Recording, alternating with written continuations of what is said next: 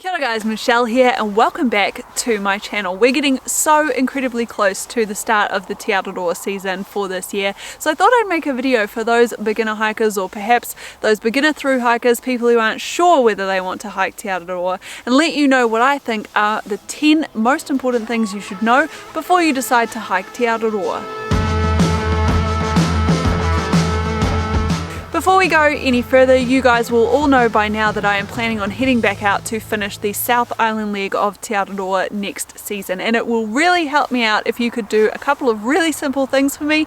Just hit that subscribe button if you aren't already subscribed, and also ding that little notification bell. If you haven't already, I'd also encourage you to go and check out my Patreon page. There is a link to it in the description down below this video. For as little as $1 per month, you can get access to a whole bunch of updates and things from me, including daily updates and photos from trails that I am completing around here, all the way through to a live Q&A session with me every single month. Now that we've got that stuff out of the way, let's get right into this video. So for me, the first and most important thing that you should know before you start Te Araroa is how to pronounce the name of the trail. As you can imagine, both during my time preparing for and then also while I was through hiking the North Island section of the trail, I came across a fair few different pronunciations of the trail name. So the first word and first syllable is very simple. It is exactly how it's written. We're just going to say T, not te or t, just a simple T as in t-shirt. The second word is made up of 4 separate syllables, and I'm going to break those down for you into nice phonetic sounds.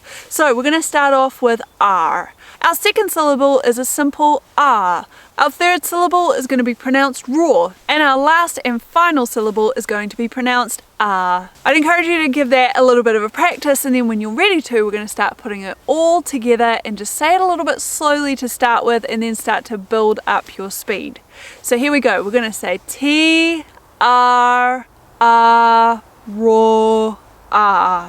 And again, a little bit faster. Te Araroa.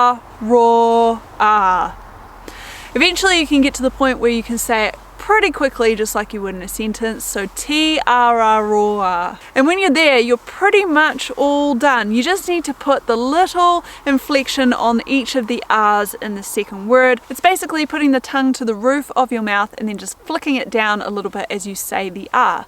So we're going to say Te Araroa. It sounds a bit strange when you say it very slow, but I promise you when you start to speed it up, it starts to sound exactly how it should, so that eventually you'll be able to say Te Araroa. Once you've figured out how to say the name of the trail, then we need to show you exactly how to use it in a sentence. And this starts with giving you the rough translation of what Te Araroa means. So basically, Te Araroa loosely translates to the long pathway. It kind of really irks me sometimes that people often say the Te Araroa trail. So what it actually ends up translating to is the long pathway trail. And that just doesn't really make much sense. So it's more grammatically correct when you're talking about Te Araroa to say I am hiking Te Araroa, not I am hiking the Te Araroa trail. The second thing that I really want you to know before you head out on Te Araroa is surrounding the trail donation. Now I've already covered the trail donation in a lot of my previous videos, so if you want to find out any more about that, I will link you some of them in the description down below. Basically, the Te Araroa Trust that administers the trail, instead of asking people to apply for and pay for a permit for the trail, instead ask people to make a donation to hike on the trail. Now they recognize that not all people want to thru hike the trail, so they have suggested a donation of around $250 per island, which means roughly $500 to complete the full thru hike. It saddens me a little bit to know that there are a lot of thru hikers who just never pay this donation, and I can totally understand where they're coming from. After all, it is a donation, it is not a mandatory fee. For the most part, that donation is being allocated very carefully by the Te Araroa Trust to try and get it to the places where the trail needs it most. It goes a long way to negotiating agreements with private landowners to make sure that more of the trail in the future is actually through wilderness areas or on proper trails as opposed to routed down roads and other hard pathways. I also understand that it goes a long way towards trail maintenance in the various different sections of the track. A little bit of money thrown towards these kinds of things means that it's easier for hikers to hike this trail in the future. And there are all sorts of other things that I just don't have time to go into here. But if you're somebody who cares about hiking and about through hiking in particular, then I would strongly suggest you reconsider not paying the trail donation because of what it might mean for future hikers who want to hike this trail just like you have. One of the topics that I see coming up time and time again and questions that I see posed is just how difficult is 90 Mile Beach. Now there are all sorts of factors that go into why 90 Mile Beach gets the infamy that it does among the through hiking community, not least of which the fact that freedom camping or just camping restrictions along that section mean that you end up having to do 3 very big days within your first week of being on the trail. Day 1 isn't so bad, you're only hiking about 12 kilometers to the Twilight Beach micro campsite. Then every day after that gets progressively worse. So we start with a 28 kilometer day down to the Bluff campsite, then it's a 30 kilometer day down to the Hukateri campsite, and then it's another 32 kilometers from there into Ahipara, which marks the end of the beach. Doing such big days in your very first week of being on the trail is generally not encouraged. Most people will say if you are planning on a through hike of a long distance trail, you should be building up very slowly to those bigger distances. And the reason for that is because your body's just not used to it yet. You have to give it time to adjust to walking those long distances. You also have to give it time to adjust to the idea of carrying an awful lot of weight on your back. And it's not uncommon for hikers to pick up injuries in this first section. More often than not, those injuries are to the right hand side of their body because of the gentle camber of the beach. You don't really realize that one of your legs has to hike a lot lower than the other one because of that camber. You also have to account for the fact that if you're not planning properly for your tides, you're going to end up being pushed up onto the soft sand, and that's going to make walking 30 kilometers even harder. And then if you're not pushed up onto the soft sand and you're just trying to walk on the hard compacted sand down at the low tide mark, that actually is going to cause a whole different range of injuries because of the fact that you're walking on such a hard and compacted surface. The most common kind of injury this would be is blisters, and we see a lot of people coming off of 90 Mile Beach with immense amounts of blisters on their feet. Thankfully for me, I managed to avoid this by the specific system that I was using with my footwear. But when you do get to Ahipara in one piece and you know that you've got that section behind you, it's just the best feeling in the world. There's nothing like reaching Ahipara and knowing that you've got that first 100 kilometers down and you survived. I would, however, recommend that you should try and factor into your trail plan at least taking 1 0, if not 2 zeros in Ahipara, just to recuperate from the experience that you've just had. Number 4 on the list is another one of those things that I hear a lot of stuff about on the forums, and that is the road walking. Now I did just make a very comprehensive video covering everything that you need to know about road walking on Te Araroa. If you haven't already checked that out, I will link that for you up here. Plain and simply, the road walking will kill you. Before I started and as I was doing my preparation for Te Araroa, I just assumed that the road walking sections would be some of the easiest. Why? Well, because it's a nice hard paved surface. Usually it's got a nice easy gradient, so you don't have to worry about walking up really steep hills over very uneven terrain. And generally I assumed that it would mean that I'd be able to maintain a much faster pace while I was on those road walking sections. The toll that those hard sealed surfaces on the road started to take on my body was phenomenal. I just didn't realize it was going to have that much of an impact.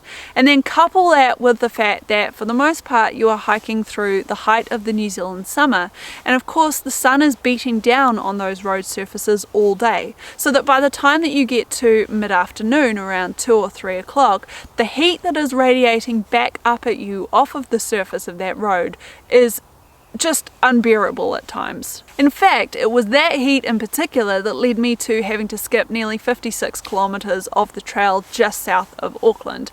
I'd been hiking with my hiking partner for most of the morning, and by the time it got to 2 o'clock in the afternoon, we were getting to the point where we couldn't even get 200 meters down the road without just completely exhausting ourselves. That was how hot it was because that heat was reflecting back up at us. So the thought that I would leave you with is that yes, the road walking sections are incredibly hard, but over time your body does adjust to them. And if you can get through those first 600, 700, 800 kilometers, you will find that they become easier over time. So if you're a purist, I'd say don't worry. The road walking is just something that's going to be painful at the start, but you will eventually get used to it. And if you're not a purist and you don't mind skipping sections of the trail, then you can always dust this thing off, flip it out and catch a ride to the next trailhead. Number 5 on the list of things that you should know about Te Araroa is not surprising if you've already started to do a bit of research, and that is that it costs a lot to thru hike Te Araroa. Now if you haven't done all of that research yet, you might be quite surprised to learn exactly how much it costs to hike this trail. I will leave a link to the video I did on that subject right up here. When you start to break it all down, it actually kind of makes sense why Te Araroa is so much more expensive than some of the other long distance trails in the world. For the start with, you really do have to look at Te Araroa as two separate long section hikes. So we have obviously a body of water that separates our North Island and our South Island here in New Zealand, and the types of terrain that you will find on both of those separate islands is very, very different to each other, such that they are basically two different experiences. Now obviously I haven't hiked the South Island section yet, but I did used to live on the South Island and I am very familiar with the kind of terrain down there. So that is really your more wilderness, rugged environment. This is where most of the time out on trail you're going to be spending your nights either in a Department of Conservation hut or at some kind of campsite next to or very near to one of those huts. You can grab a hut pass from the Department of Conservation for around about 92 New Zealand dollars, and that will pay for almost all of your accommodation on the South Island, leaving only a little bit left to pay for the odd campground here and there, or even on the Queen Charlotte track where you're having to pay for a campsite every night. The North Island for the most part is a completely different experience. It's sort of made up more of lovely beaches and nice rolling countryside. Now on the North Island there aren't as many huts or Department of Conservation campsites for you to stay at, which means that your hut pass is not going to cover you for those particular kinds of accommodation. And this ties in really nicely with number 6 on my list of things you need to know about Te Araroa, and that is that you just can't camp anywhere you want on the trail. Now I know that there are a lot of people out there who will tell you differently. They will say to you that you can pitch your tent anywhere you like as long as you are stealth camping and nobody knows that you're there, and as long as you're leaving no trace, etc, etc, etc. But I'm here to tell you, as a New Zealander who really loves our trail system in this country, that if you're doing that you are jeopardizing the future of the trail here in New Zealand. Now on the trail in particular we have some really fragile access agreements with the private landowners who have generously allowed thousands of hikers to come walking through their properties every year. And if even one of those people decides that they don't want to follow the rules of that particular section of the trail, that means that that landowner could effectively revoke access to the entirety of their property, which results in the trail being rerouted most likely down some kind of a road. Now I don't know about you, but I'd rather walk 15 kilometers through some farmer's farmland than do a 50-kilometer detour around a road. I can understand why people would want to free camp or stealth camp along the route, especially if they are trying to hike Te Araroa on a budget. But can I just respectfully say that if that is something you want to do, if you are looking to hike Te Araroa on a budget, you might want to reconsider whether Te Araroa is the right trail for you at this moment in time. It's going to cost you to camp or stay every single night while you're on the North Island, whether that be in backpacker rooms, motels, in some sort of a campground, or even with a trail angel. And as far as trail angels go, you might be a little bit surprised to find out that you do have to pay to stay with trail angels along the way. And the reason for this is because they are usually providing services to you that will end up costing them in the long run. Imagine that you're one of these trail angels, you have 10 to 15, maybe more hikers staying with you every night, and you're providing a hot shower, a flushing toilet, filtered water, maybe even some food to all of those people. Eventually those costs are going to start to stack up. So all they're asking from us in return is just a little bit of a donation to them to reimburse them for some of those costs. Now again, you might be thinking, well, if they're so worried about the cost, why do they even bother in the first place? Just don't be a trail angel. Well, I'd say that there are two things here that really contribute to that. First of all, most of these trail angels have set up purely because they've noticed hikers passing through or by their properties, and they've asked them questions and they've noticed that there's no other accommodation options in that area. So in an area where there literally is no other place to stay, I for one am very grateful to a trail angel, and I'd be happy to pay them to stay on their lawn for that night. And the second point was driven home to me while I was up in Northland, when I had a conversation with one of the trail angels up there who was exasperated by the fact that even though she specifically asked for them to do so in the trail notes, hikers weren't calling ahead to let her know that they would be staying with her. The direct consequence of this for her was that on more than one occasion she had run out of water at her property. And this was because she lives in an area that during the summer months is quite often affected by drought, and she has to get her water specially tanked in to her when she needs it. Now you might think this is a simple fix, she just figures out when she's running low on water and then she orders a new tank. But she was telling me that it could take 6 to 8 weeks for a new tank of water to arrive at her property. So just a simple act from me of picking up the phone and saying, hey, I'd quite like to stay with you this night and a couple of nights, would that be okay? Took a lot of stress off of her and at least let her know that she would have enough water for the people who turned up when they did. Now if you've watched my Te Araroa Thru Hike series here on YouTube, the next point is not going to come as any surprise to you, and that is that more often than not, the trail is not a trail. In fact, you're quite lucky sometimes if you're even hiking on something that resembles a goat track. I lost count of the amount of situations I found myself in where trail maintenance obviously just wasn't top priority. I would often be walking through overgrown tracks where I could barely even see the track underneath my feet, and if I wasn't walking through those overgrown sections where sometimes grass could be above my head, I was often walking on washed out tracks in the middle of forest sections on farms, clinging onto the side of the hill lest I go tumbling down into the river below. I just wanted to make it clear that this is not an easy trail by any means. It's not the nice wide bench track that you might be familiar with on some of our great walks here in New Zealand, and it's definitely not a nice solid footpath like you might find, say, on the Pacific Crest Trail in the United States. In places, there just quite simply is no trail, and you're just trying to find your way from one marker to the next. And there will be mud. In fact, there are substantial sections of the trail, usually through those foresty sections, where you can be walking through mud that is knee deep or higher. Not only is this a pain to deal with and you end up absolutely filthy, but of course it also slows your progress quite substantially. Number 9 on the list of things you should know about Te Araroa is, yeah, we don't have bears, but guess what? We do have possums and rats and mice. There's nothing quite like bedding yourself down in your tent at hike at midnight, or 8:30 p.m. to those who don't know, getting yourself all nice and snugly in your sleeping bag or quilt with your door maybe open so that you can watch the last rays of sunlight as they disappear over the hill, and just starting to drift off to sleep, and then getting woken up by the rustling of a large animal just outside your tent. Of course, twilight and dusk is around about the time that these animals tend to come out. And let me tell you, it is a very harsh but interesting induction to the trail when, on your very first night on this new adventure, you are inundated with what feels like multiple families of possums running through your camp all night at the Twilight Beach microcamp. Now, aside from the fact that they obviously make a lot of noise rustling around while you're trying to get to sleep, and then they have this very annoying and unnerving sound that they make at this particular time of the day, it also means that you have to be super careful with what you're doing with your food. And it's also not uncommon for them to try and break their way into your tent if you are storing your food inside. Needless to say, having a possum around at camp can lead to a very restless night's sleep, and this is also the same, especially on the South Island, if you are having to deal with rats or mice in the huts. Now thankfully I managed to get all the way down the North Island without having any kind of animal chew into my food bag.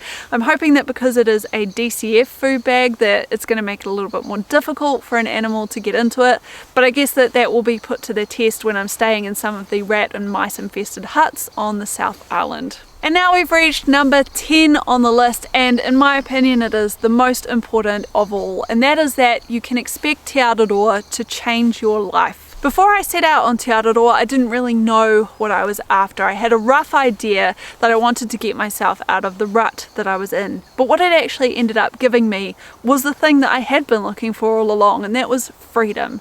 I had the complete freedom to choose exactly what I did every day. I had all of my normal worries and stresses of everyday life taken away from me. All I had to worry about was what was on my back. It was liberating to have all of the stresses of everyday life taken away for the time that I was on the trail, and I found that I could spend more time actually being myself rather than this version of myself I'd created for real life. One of the unexpected things that I came away from Te Araroa with though was this real sense of community. And I'd say that Te Araroa was really the first time in my life where I'd actually ever felt part of a group or felt part of something bigger.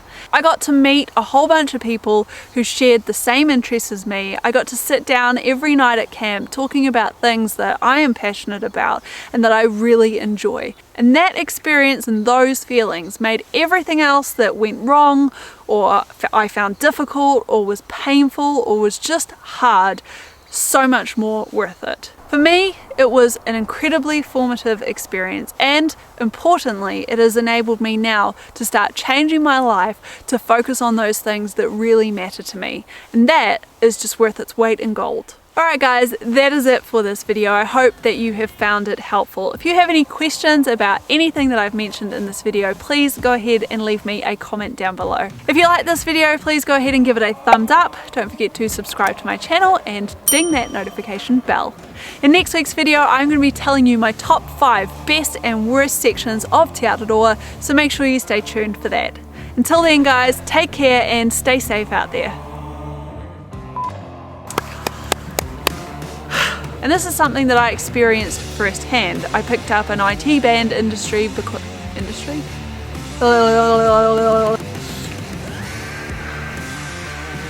There's a lot of earthquakes right now, let's just say.